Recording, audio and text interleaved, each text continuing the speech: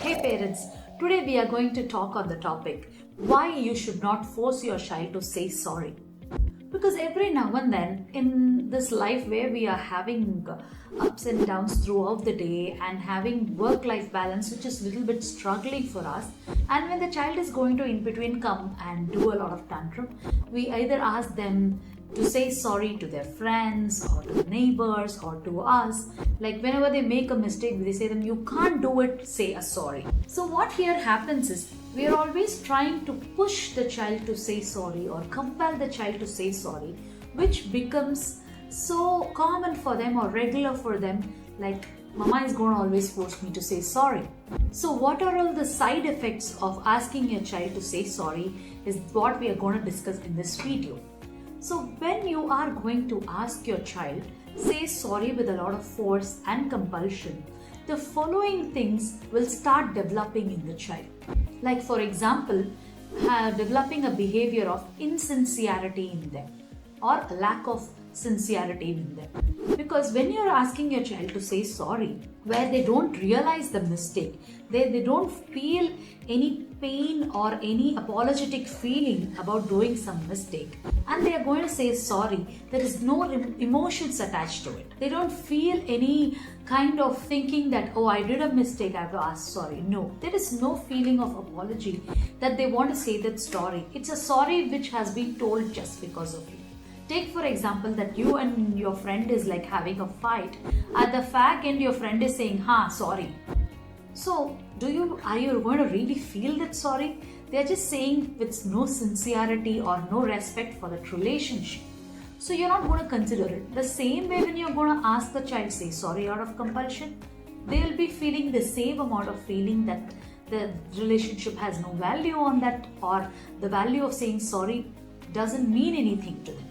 So don't force them to say a sorry. Rather, a parent should be pushing the child to say the sorry or make an understanding within the child to say a sorry with an emotion. Underline the word emotion. Sorry has to come with a feeling of emotion, otherwise it creates insincerity in them.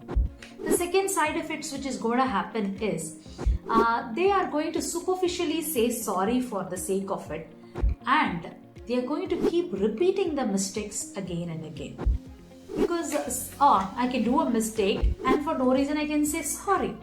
So what happens is it's a superficial sorry that they have tried to build within them.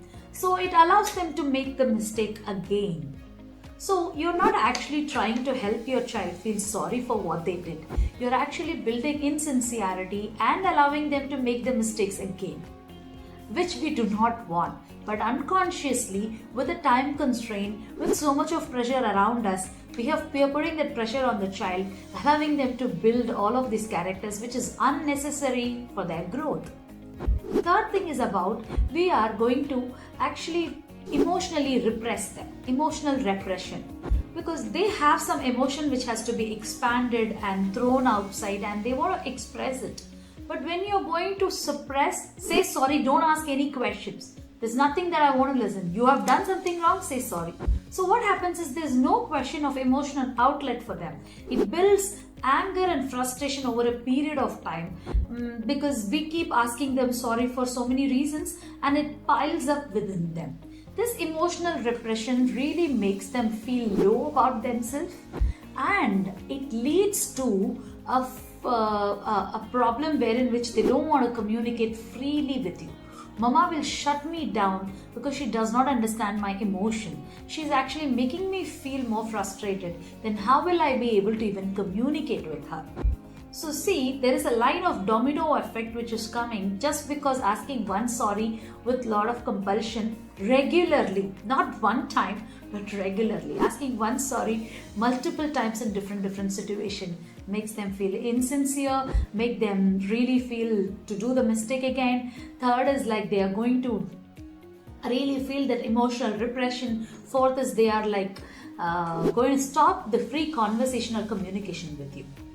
So when you cannot ask for a sorry with compulsion, what are the alternatives which you should be taking right now? Be happy to take this alternative because this is a long-term solution which will build a lot of better skills within them. The first one is about when you can't ask a sorry with compulsion. So, what a parent should be focused on? What is the goal of that parent to get that sorry? So, the goal is to be like, I have to help my child say sorry with an emotion. How do I do that? Now, when you start thinking, then, okay, first I need to sit and talk with him, have a healthy conversation. When you say healthy conversation, that conversation should happen at a time when you and your child both are in a relaxed state or in an excited, happy state. When you're angry and your child is angry, if that time you're going to talk, nothing is going to go inside them, or you're only going to carry the resistance within you. So that will definitely not bring any result. So when you want your child to say sorry with an emotion, first have a healthy conversation at a situation when you and your child is sitting together or eating or playing something, and then ask questions like this. How do you feel when you are playing with your toys and your friend is going to come and snatch it away and run? When you are actually doing your work or doing something and your friend is going to come and beat you the back and run away, how would you be feeling? The child will be like put to a thought process where it starts imagining such situation. When you often ask such questions and don't expect any answer from them, don't expect any reaction from them. When you just put such questions inside them, you are actually kindling or instigating the emotions, which is empathy or kindness. It kind of develops like, oh, I have been hurting my child, my friend, by doing that. They are not going to express it to you, they are not going to retaliate or reply back to that, but they'll be deep inside their brain, they'll be thinking about it. So ask such questions 1 or 2 times in a day for a couple of days. After that, what you have to do is you have to ask them in such situation what you will be doing, what you should be doing. Okay, you can tell as a live example. See, when I had such kind of problem, I used to go to the nearest adult or the teacher, or I used to find myself such situation after taking help from them. So in that way, help the child to think for a problem solving situation. Okay, rather than allowing them to repeat that mistake, this conversation will going to help your child put into a thought process of solving that problem and not repeating the mistakes.